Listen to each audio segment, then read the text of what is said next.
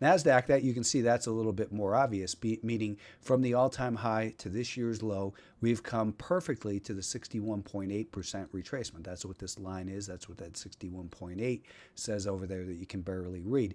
But that 61.8% retracement comes into play along with the anchor from the election, that's the orange line, and that black 200-day moving average. So both of these markets are having trouble, so far at least, with the 200-day moving average. Now, on the shorter term time frame here on the right, what we see is we saw a higher high and then it came back in. Oftentimes we see from failed moves come fast moves, similar to the peak over here. That from that failed breakout came a fast move lower. We have the possibility of that happening here, and I think just as long as we're below this level, be a little bit defensive. We might even run up through there, do this, and then start to come back down.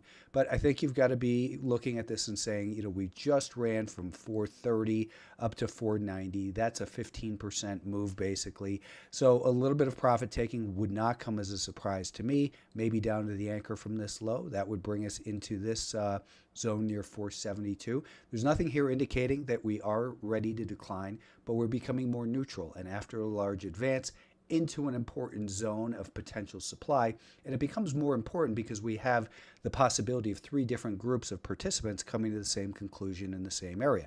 That is the Fibonacci traders, the year-to-date, I'm sorry, not the year-to-date, but the anchored VWAP from the election, and the 200-day moving average. At each of those levels, there might be a group of participants who's saying, this market has rallied 61.8%, so I'm going to stop buying up in here.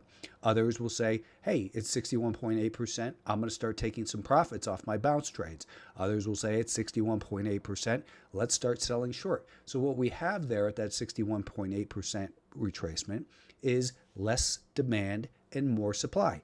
We don't see that evidence yet, but that's the thinking of how people use these tools.